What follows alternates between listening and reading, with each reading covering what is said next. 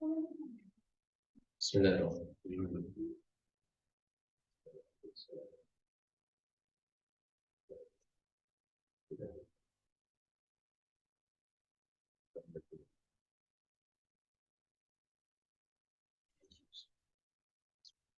Al-Fatihah.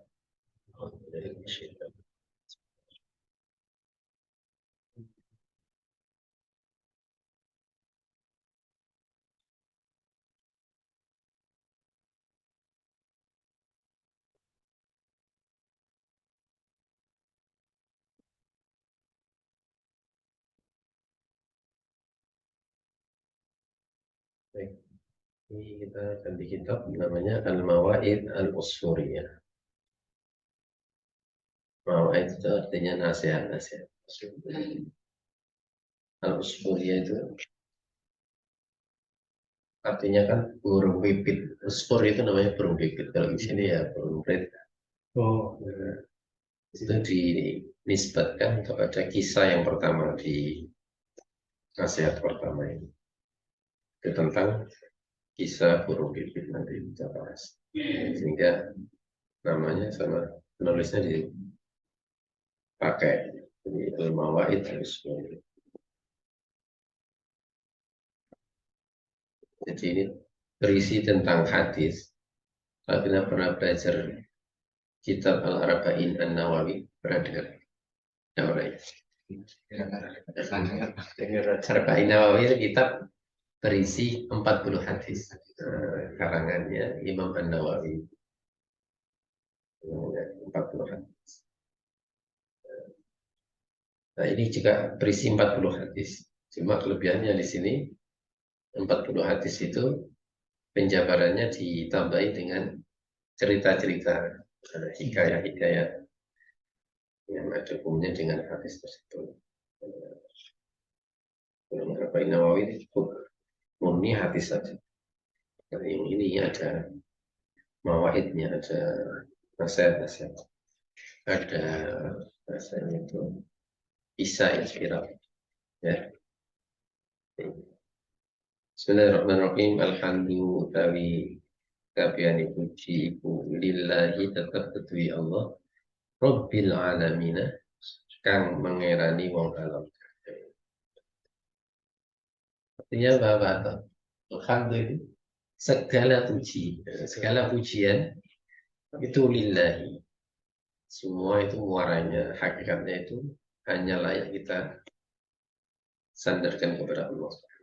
Rabbil alamina yang menguasai alam semesta. Rabbil itu, sebenarnya Rabb itu sebenarnya yang mengatur. Rabb itu yang mengurusi. Rabb itu. Sehingga bahasa Arabnya pembantu rumah tangga itu Rabbatul Bait. Yang mengurusi rumah tangga. Ya. Tuhan ini yang menciptakan alam semesta, ya, yang mengatur Allah Subhanahu wa taala. Planet kometnya yang jatuh tiap hari berapa dari ketinggian sini ke sana. Nah, siapa sih ngatur? Iya, kalau enggak galaksi antar galaksi kan banyak.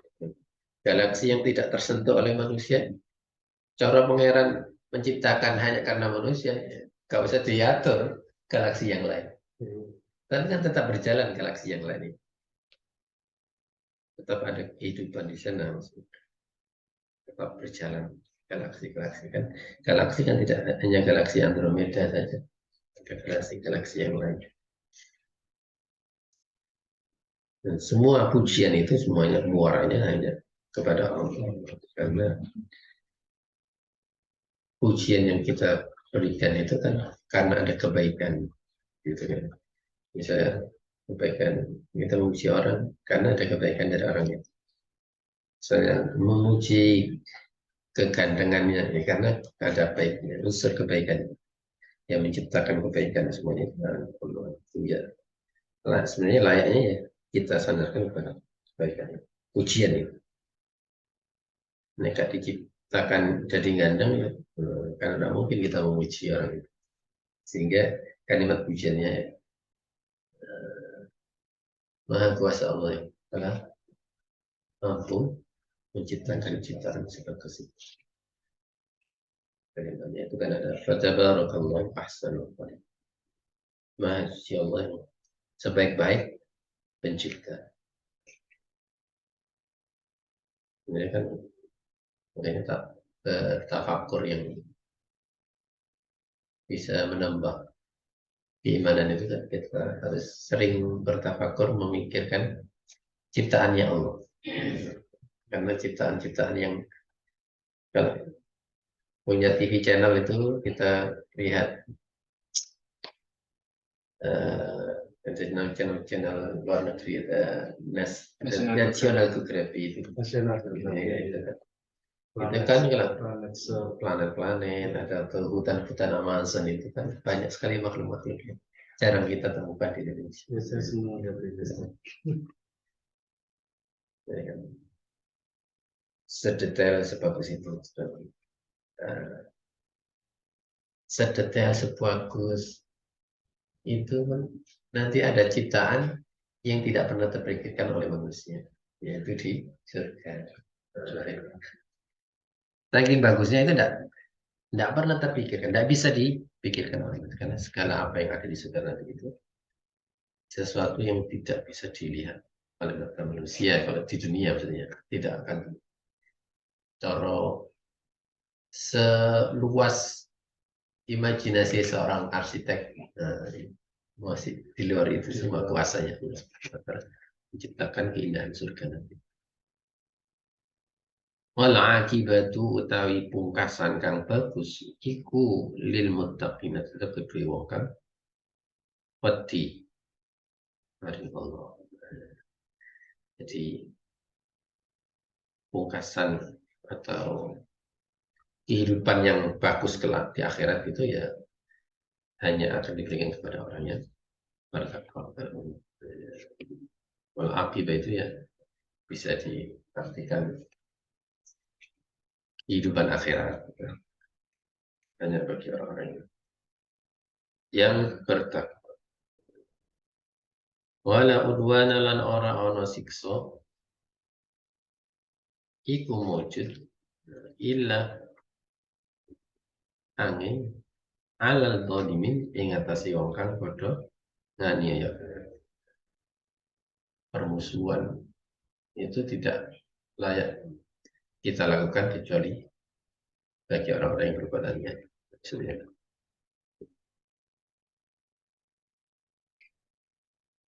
Maksudnya balas. Kita membalas seseorang itu bahasanya seperti dalam aktivitas sehari-hari kan boleh kita membalas, tidak boleh berbuat apa-apa kepada orang lain kecuali yang dibenarkan itu ya karena membalas orang yang berbuat aniaya. Diantem karena di kalau yang ngantem, tapi ngantem karena diantem boleh. Itu bahasanya seperti walau udwana ila autan. Tapi konteksnya ini nanti di akhirat nanti tidak ada siksa nanti yang diberikan kecuali orang-orang yang zalim. Wassalatu wassalamu wassalatu utawi rahmat ta'zim wassalamu lan rupo-rupo maksudnya keselamatan ucapan salam ala khairi khalqi iku muga-muga tetep ing atase khairi khalqihi luwih bagus-baguse makhluk Gusti Allah sapa Muhammadin Nabi Muhammad wa alihi lan keluargane Nabi Muhammad ajma'ina sekabehane. Dan salawat dan salam tetap senantiasa tersampaikan kepada makhluk terbaik.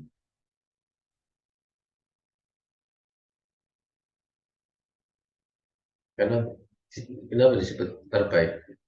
Sebaik kita ya karena yang paling disukai Allah ya dan kekasihnya. Kita sebagai manusia kadang misalnya punya menciptakan arsitek lah biasanya arsitek hasil karya arsitek itu pasti ada di antara ribuan karyanya itu ada karya-karya yang dia sukai. Di antara seluruh ciptaan Allah ya. Karena semua ciptaan itu hakikatnya tercipta karena keberadaan baginda Rasulullah SAW. Karena kata Allah, firman Allah dalam hadis qudsi itu kan, laulaka lama khalaqtu. Nek gak krono wakmu ya gak bakalan aku nyiptakno alam semesta kan. Wa ba'du itu empat itu ya setelah pembukaan tadi.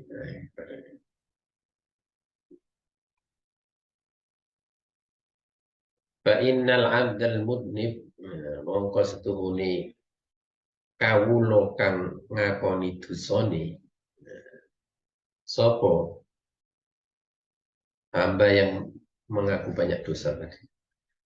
Dia pengarangnya menulis sesungguhnya seorang hamba yang banyak dosanya yang bernama siapa? Muhammad bin Abi Bakar. Namanya Muhammad bin Abi Bakar rahmatullah alaihi. Semoga Allah merahmati. Ini pengarang kitabnya ini namanya Muhammad bin Abi Bakar. Tapi dia karena ketawaduan beliau, dia menyebut dirinya sebagai hamba yang penuh dengan dosa. Ba'da tuli khawdihi sa'usi suwene khawdi seluruh.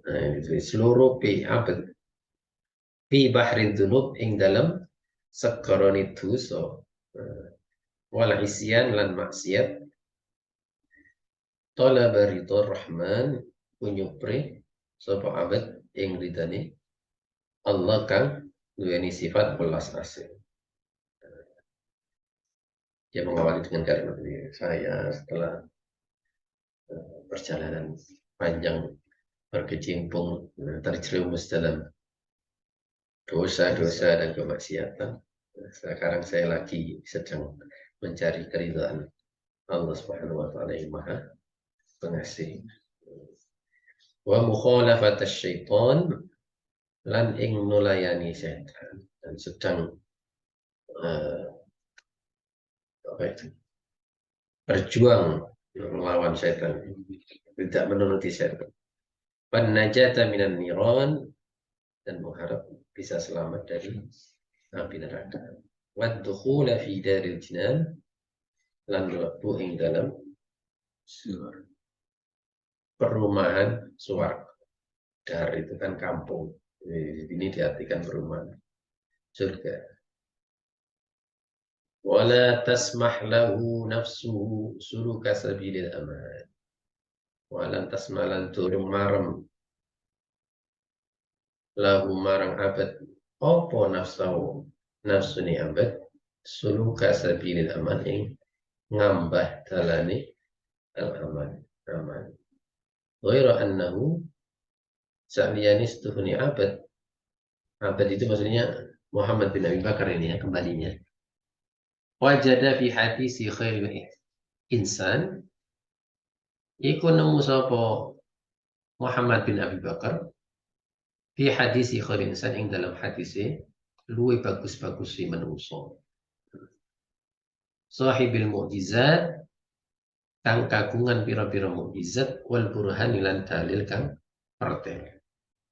Maksudnya itu selama perjalanan itu tadi sedang mengharap ridha Rahman dan tiba-tiba dia itu mendapatkan sebuah hadis dari baginda Rasulullah SAW. Ini kita disebut sebagai sebaik-baik manusia yang memiliki mukjizat dan al-burhan. Burhan itu tanda yang sangat nyata. Burhan itu ya tanda yang nyata.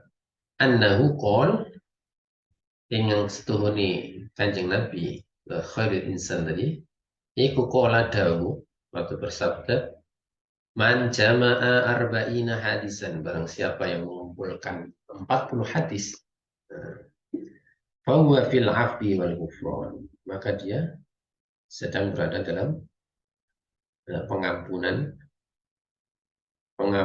Gusti Allah wal ghufran dan terkasih pengampunan Gusti. sama artinya af. Al-af wal ghufran itu. Al-af itu maaf, diberikan pemberian maaf dan pengampunan. Jadi orang yang hafal 40 hadis dalam urusan agamanya itu ya, menjadi jaminan bahwasanya dia mendapatkan ampunan dari Allah Subhanahu wa taala. Ya, dari hadis ini juga yang menjadi inspirasi bagi Imam Nawawi membuat kitab Al-Arba'in An-Nawawi tadi. Sedangkan Muhammad bin Abi Bakar juga hadis itu menjadi inspirasi dia untuk membuat kitab yang mengumpulkan 40 hadis ini.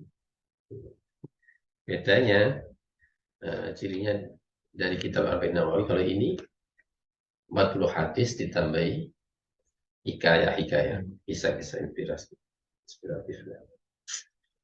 Maka fajama'al abdu arba'ina hadisan, maka Muhammad bin Abi Bakar itu mengumpulkan 40 hadis. Bil asanidil muttasilah, yaitu hadis-hadis yang sanadnya tersambung kepada ila Nabi alaihi salam, kepada baginda Rasulullah SAW, anil masyayikh al-mukhtarina wal a'immatil kubar, dari para guru-guru kang podo dipilih, guru-guru terpilih, wal a'immatil kubar, dan para imam-imam yang besar. Wa yarwi kullu wahidin an ba'di sahabatil abrar, dan diceritakan lan nyeritakake kullu wahidin saben-saben suci saking masyayikh al-a'immah, dan para guru tadi itu juga meriwayatkan dari sebagian para sahabat yang baik-baik. Wa yazad al-'abdu fi ma yaliku min al-mau'izati wal hikayatil masmu'ah.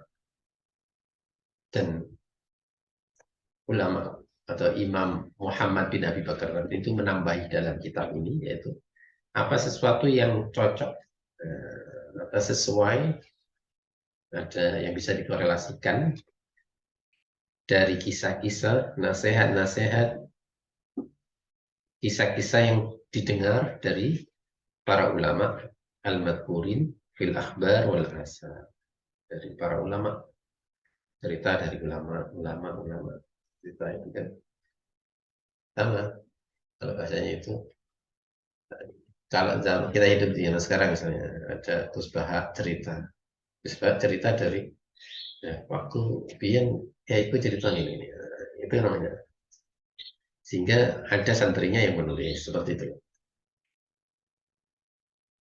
Kadang orang yang tidak percaya seperti itu, sehingga tulisan-tulisan hikayat itu tidak dipercayai karena seperti itu, karena cuma hanya dari cerita-cerita, sedangkan cerita itu pasti turun-temurun. Kalau yang menceritakan dari ulama kan apa itu bisa pertanggungjawab. Harapannya apa? Muhammad bin Abi Bakar menulis tadi itu ditambah dengan cerita-cerita dan nasihat-nasihat. Asa ayyat mana min suqtil malikil jabbar. Mudah-mudahan dengan karya saya itu saya bisa terbebas dari murkanya Allah Subhanahu wa taala yang maha jabbar, itu kang murpo masesyo. Jabbar itu maha apa ya, perkasa. Di atasnya kuat ya, perkasa itu jabbar. Kalau ada asma Allah namanya Al-Qawi, nah di atasnya Qawi itu namanya Al-Jabbar. Wa yajidu munahu fil akhirah, dan mudah-mudahan juga saya bisa mendapatkan cita-cita saya nanti di akhirat. Minal hakimis sattar, dari Allah Subhanahu wa taala yang maha bijaksana, as-sattar, yang maha menutupi kesalahan. Bi barakati majaba amina hadis, dengan keberkahan dia mengumpulkan 40 hadis tersebut. Mudah-mudahan ya itu niat dan tidak dimurkai Allah nanti di akhirat, mendapatkan cita-citanya. Ya. Cita-citanya apa ya? mendapatkan ini kebijaksanaan dari Allah Subhanahu wa taala yang Maha bijaksana dan Maha menutupi kesalahan. Ya, kalimat sattar ini juga doa dari penulis, mudah-mudahan juga dia kelak di akhirat ditutupi kesalahan itu. Wal tamasad doa minan nadirina fi.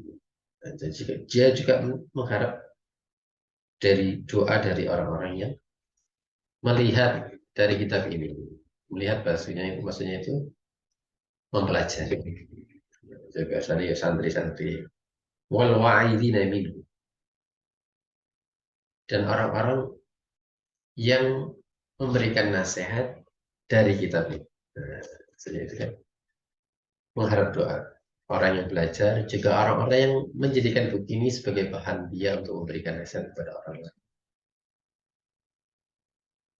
Farahimallahu man yadhkuruhu fid du'a wa la yansa. Dia berdoa, para ulama tadi Muhammad bin Abu Bakar itu, mudah-mudahan Allah merahmati orang yang menyebutnya dalam doanya. Ketika kita memulai ngaji kitab ini kan kita biasanya kebiasaan guru-guru kita itu setiap ngaji kitab apapun kita menghadiahkan doa Fatihah kepada pengarang kitab itu. Ada yang selalu dan tidak melupakannya. Jadi, mudah-mudahan Allah juga mendapatkan Allah melimpahkan rahmatnya kepada orang yang menyebutnya dalam doa sebelum ngaji. Ya sini pembukaan mukadimah intronya dari situ. Sekarang masuk ke hadis pertama. Itu situ biasanya ini kadang satu hadis ada dua cerita, ada yang satu. Ini hadis yang pertama. Kalau dari kitab Al-Arba'in An-Nawawi itu kan diawali dengan hadis innamal a'mal binniyat. Itu dari hadis pertama dari kitab Al-Arba'in An-Nawawi. Kalau ini al-hadisul awal, hadis yang pertama, an Abdullah bin Umar radhiyallahu anhu qala qala Rasulullah sallallahu alaihi wasallam ar-rahimuna yarhamuhumullah. Orang-orang yang memiliki sifat welas asih itu yarhamuhumur rahman, maka dia akan diwelas asih zat yang memiliki sifat welas asih. Yaitu siapa? Allah. Kalau kita sebagai manusia punya welas asih, balasannya ya, siapa yang kalau welas dia bakal diwelasi. Sehingga lanjutan dari hadis itu irhamu man fil ardh. Maka kasih sayangilah siapapun yang ada di atas dunia ini, di atas bumi ini. Yarhamkum man fis sama. Maka kamu akan disayangi, diwelasi oleh Allah yang ada di langit. Al-khabar bitamani. Bacalah hadis itu dengan sempurna, maksudnya sampai entek. Wa fi muwafaqati hadzal hadis, ada yang cocok dengan substansi apa isi dari hadis ini. Itu adalah hikayatun an Umar, cerita dari sahabat Sayyidina Umar radhiyallahu anhu. Suatu hari kana yamshi fi sikakil Madinah. Suatu saat dia itu berjalan di jalannya tengah kota, negara Madinah. Kalau sikak itu gang cilik. Di Madinah itu kan ada gang kecil. Ketika Sayyidina Umar itu berjalan di gang kecil itu, para asolian, dia melihat seorang anak kecil. Karena fi yadihi usfur, yang mana di tangannya itu dia lagi megang burung pipit itu, burung pret lagi, sekarang ini. Makanya yal abu bihi, yang mana burungnya itu dimainkan. Coro ya paling ya dicancang ini mau arek ini dicancang gelini teh. Farahima Umar dzalikal usfur, sehingga muncul rasa welasnya, kasih sayangnya Umar. Cara welas itu apa ya? Sakno, sakno Umar kepada burung itu muncul kepada burung itu al-usur. Fashtarahu minas sabi. Maka Sayyidina Umar membeli burung itu dari anak kecil. Daripada kok kalian ini kok tancap. Satu kue, satu kue ini. Pak takohu. Kemudian setelah dibeli, burungnya itu dilepaskan. Alamma tuwfiya Umar, maka tatkala Sayyidina Umar sudah wafat, ra'ahul jumhur bil manam, para sahabat atau orang yang hidup, para tabi'in yang hidup di itu, banyak yang mimpi di dalam mimpinya, dalam tidurnya. Fasa'aluhu an halihi. Maka pada bertanya bagaimana keadaannya. Faqalu ma fa'alallahu bika. Bagaimana keadaanmu di alam sana? Apa yang itu dilakukan Allah kepadamu? Qala ghafaroli. Alhamdulillah di sepura aku oleh pangeran. Wa tajawaza anni, dan di ngapura sedaya kesalahan. Qalu, mereka malah bertanya, yang bertanya tadi, bi ayyi syai'in, diampuni dengan amal perbuatanmu yang apa? Bijudika, karena kamu itu dermawan, atau biadlika, atau karena keadilanmu, ketegasanmu. Sayyidina Umar kan terkenal sebagai khalifah yang paling tegas. Atau bizuhdika, atau karena zuhudmu.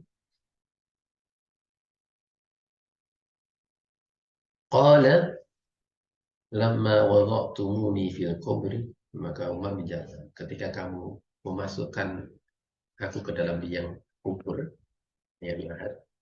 Apa sih ya waktu ya? Oh, nasi ngerti. Mata jawazani kon fil qabr, ketika kamu masukkan ke dalam liang lahat, wasatartumuni, kamu tutupi aku dengan bituro, dengan pasir, yang masih ngubur kan, terus ditutupi pasir. Wataraktumuni wahiban, dan kamu tinggalkan aku seorang diri di dalam kubur itu. Fadakhala alayya malakani muhiban, maka datanglah dua malaikat yang menakutkan. Malaikat apa? Malaikat, ayo jom. Malaikat siapa jom? Mungkar nakir. Karena saking takutnya, toro akli. Pintar-pintar wong, malaikat loro sing menakutkan itu. Dan Sayyidina Umar menggambarkan toro akli. Akalku hilang. Cara bahasa Surabaya, goblok dada. Pintar-pintar wong alim katakan malaikat mungkar nakir. Jadi goblok ya. Warta'adat mafasili. Lan kumat piro rasa-rasa itu. Seluruh sendi-sendiku bergetar semuanya. Min haibatihima, karena saking takutnya dengan dua malaikat itu, dari kewibawaan ketakutan atas dua malaikat yang berdiri. Wa akhodani, dua malaikat itu kalau bahasa Jawa ya langsung nyengkewing aku. Akhodani, dua-duanya mengambil aku. Wa ajlasani, menundukkan aku. Wa arada ayyas'alani, dan kedua malaikat itu ingin bertanya kepada. Tiba-tiba sebelum malaikat mungkar nakir bertanya itu, fasami'tu nidaan minal hati. Aku mendengar sebuah suara yang tidak ada rupanya. Al-hatif itu suara yang tidak ada rupa. Makanya bahasa Arabnya telepon itu hatif. Suara suara ini tapi kan. Iya, tapi saya kira gak bayu. Soalnya ono Ono rupane saiki. Utruka abdi. Suara itu bunyinya, sudah, tinggalkan hambaku ini. Wala tukhawifahum, jangan kamu takut-takut. Fa inni rahimtuhu, karena aku telah merahmatinya. Karena aku telah memberikan rahmat kepadanya. Wa tajawaztu anhu, dan aku telah ampuni segala kesalahan. Karena apa? Sebab li'annahu rahima usfuran fid dunya. Karena dia dulu pernah memberikan rahmatnya, kasih sayangnya kepada seekor burung di dunia. Maka farahimtuhu fil uqbah. Maka aku berikan rahmatku ketika di akhirat. Jadi pelas kasih sayang kita itu tidak hanya kita berikan kepada manusia.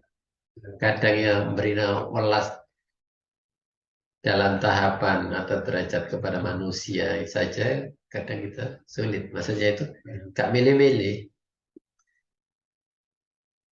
Kadang kita berikan welas kepada orang yang kita kenal. Ketika kita sepeda motoran, orang tipe gak kenal, gak kenal, mungkin kadang kita tidak berhenti, gak kenal. Benar, rasa welas itu masih dalam tahapan sama-sama manusia, padahal tidak hanya kepada manusia, kepada hewan, binatang. Tidak hanya hewan, tumbuhan juga. Sehingga di ajaran Islam ketika haji itu kan tidak boleh nyabut rumput ketika ikhram itu. Bentuk pelajaran, maksudnya kita juga memberikan kelas kepada sama-sama makhluknya Allah. Oleh matanya semua. Makanya ulama-ulama kata Dawai Mbak Maimun Zubair itu kan sering awakmu nih kata ngombe kopi tapi kalau anak semut kejebur jebukan pindahan Pak Nono. Nah, itu salah satu contoh bentuk rahmat kita, welas asih kita kepada makhluk. Bisa jadi itu, ini tidak tahu. Kadang amal yang tidak cara dulu gak daya nih amal itu gak mindas modal. Bisa jadi karena itu rahmat Allah itu turun. Yang diterima itu kak amalan tahajud DW 30 rakaat setiap malam. Justru karena itu. Ada kisah lain terkait ini juga, itu ketika Imam Ghazali mengarang kitab itu, ada juga ketika mengarang kitab itu, dulu itu kan pakai tinta ya, tutup celup mana.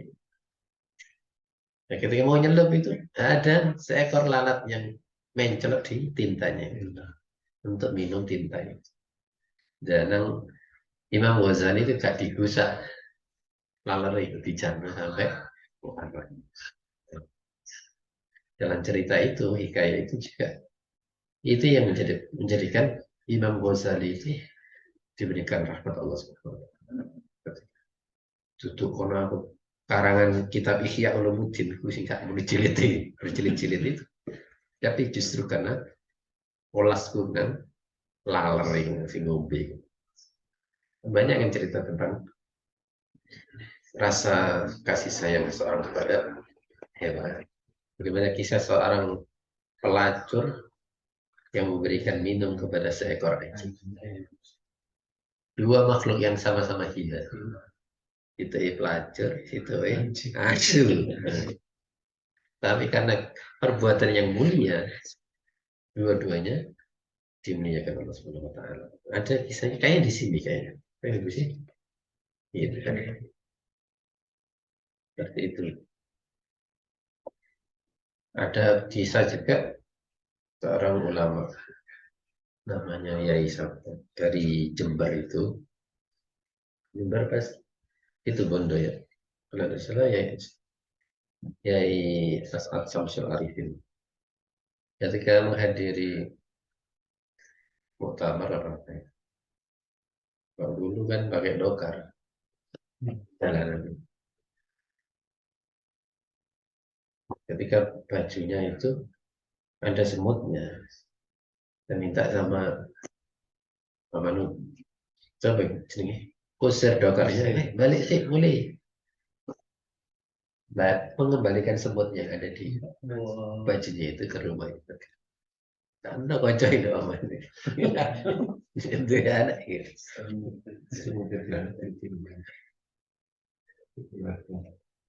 Jadi perbuatan yang kecil. Jadi kisah-kisah di kitab ini itu banyak kisah-kisah yang secara kasat mata atau dalam pandangan manusia itu yes kata apa disepelekan. Iya, disepelekan banyak ya. Tapi justru itu yang jadikan diri dan Allah SWT. Karena Allah itu menurunkan rahmatnya ya tidak mesti dari amal perbuatan yang besar. Jadi sesuatu yang kecil pun bisa. Kisah yang lain ada juga di sini itu ya terkait hajinya seseorang. Menolong katanya cara lagi dengan haji ya. Karena kasih tahu haji deh. Kasih tahu haji karena dia itu melihat orang yang kelaparan. Jadi uang yang dia rencanakan dikai sanggup haji, dikai uang sing kelaparan kabeh, kasih tahu berangkat. Dan tiba-tiba ada seorang ulama yang bermimpi.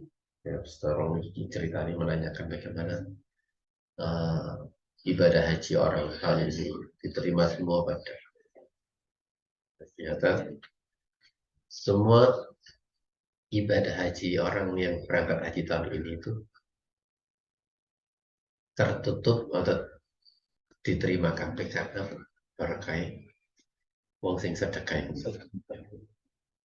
Jadi corong ganjaran yang berangkat haji mau itu si akeh ganjaran yang sehingga situ berangkat haji. Tapi nilainya lebih tinggi di sisi Allah orang yang bersedekah itu meskipun tidak jadi berangkat haji. Ya itu Allah itu punya sifat fa'alul lima yurid. Ada di Quran itu kan. Dalam surah At-Takwir ya. Fa'alul lima yurid. Jadi Allah punya sifat sakarapi dewi. Allah memberikan rahmatnya itu dari hal-hal kecil kepada hambanya. Makanya kita ini jangan ngandalno tahajud 100 rakaat ya kan mungkin. Tarawih 100 rakaat ya kan.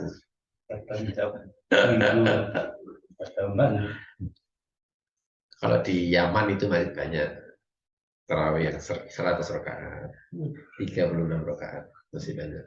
Ya sekarang ya. Kalau sekarang 8 aja. Kalau sekarang yang 100 itu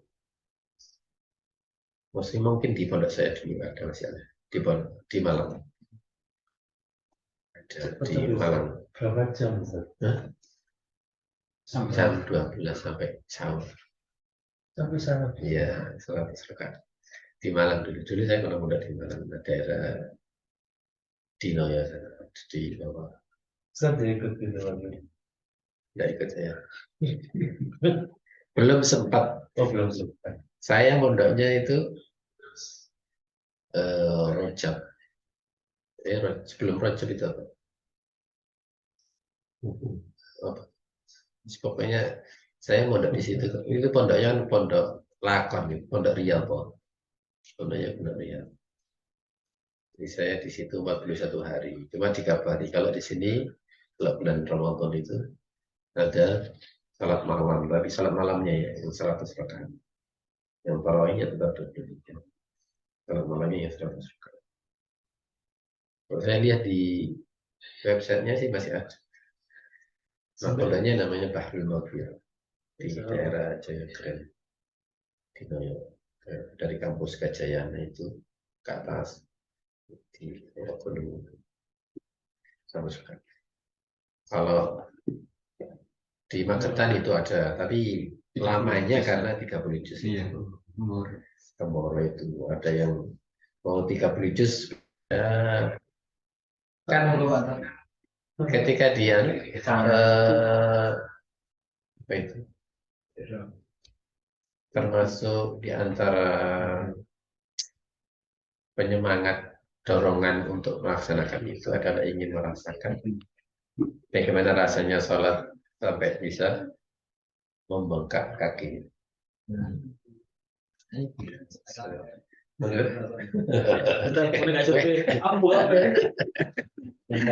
Tapi ya rata-ratanya kak sampai bengkak. Tapi harus terbiasa. Kalau mungkin ya coba yang 1 juz saja. Yang 1 juz saya kirim Melayu. Tremor. Di Surabaya diampel. Di pondok saya 1 juz juga di Penele. Kalau di tempat saya setengah juz. Setengah juz. Malam setengah juz. Setengah juz kalau tartil ya selesai 1,5 juz itu sampai 8:30. Itu hikayah yang pertama ya. Nanti kita lanjutkan nih. Ada 2 hikayah yang sama ya, yang terkait dengan sifat Rahman ini. Ya, jadi terkait dengan hikayah-hikayah inspiratif, cerita inspiratif dalam kehidupan nyata. Sehingga orang yang hidup di akhir zaman itu ya banyak kesempatan untuk berbaik. Dengan populasi kayak ketemu kucing nangembong atau di warung lah kadang ya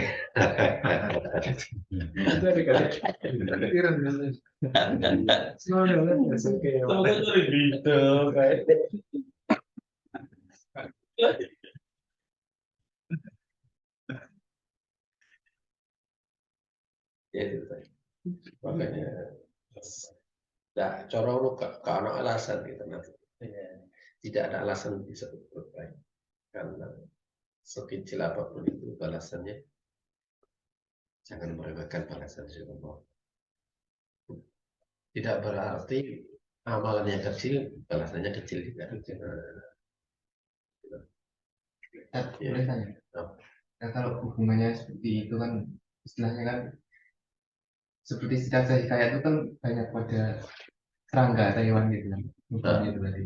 Nah kalau perbuatan kita yang seperti habis nangkap tikus, terus tikusnya kita bunuh, terus kita bunuh kecoa, bunuh kelabang kayak gitu gimana? Kalau memang ada aturan syariat hadis, petunjuk hadisnya ya nggak apa-apa kan. Kalau bunuh tikus, ada yang maksudnya masih ada rasa khawatir sebenarnya, tapi nanti patah ini kok tapi kan ada apa itu perbuatan yang disunahkan seperti itu ya. Kita bunuh tikus karena ada sunahnya boleh bunuh tikus. Kita bunuh cicak.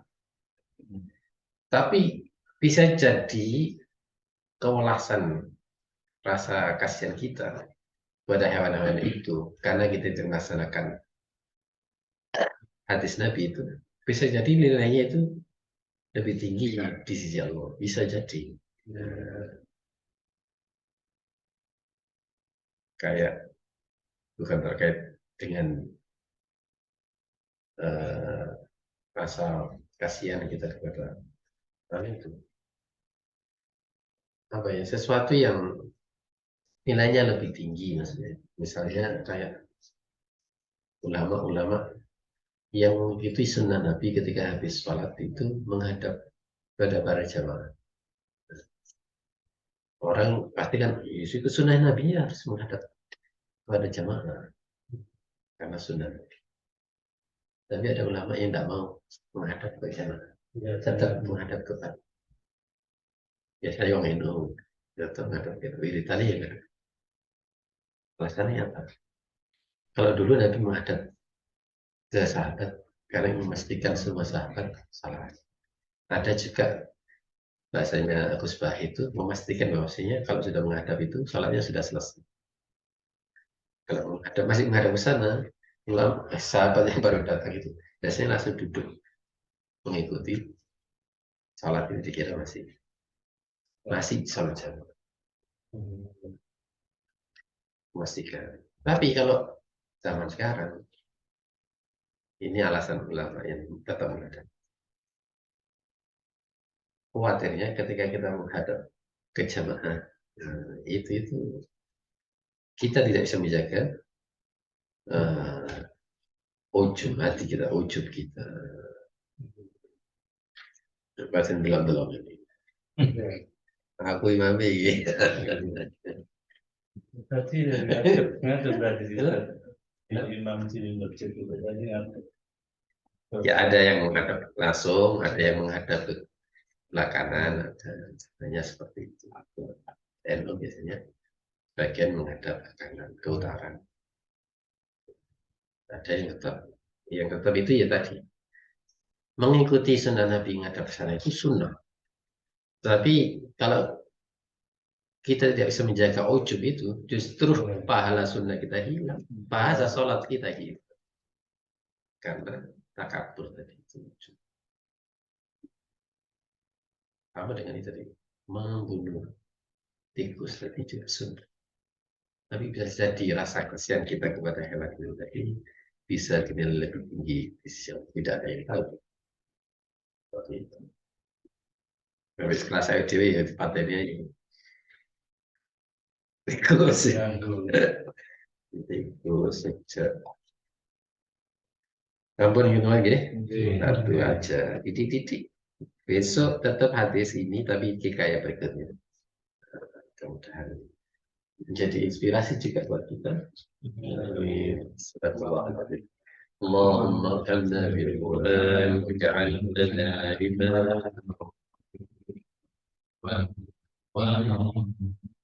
اللهم ذكرنا منه ما نسينا وعلمنا منه ما جهلنا وارزقنا تلاوته آناء الليل وأطراف النهار واجعله لنا حجة يا رب العالمين.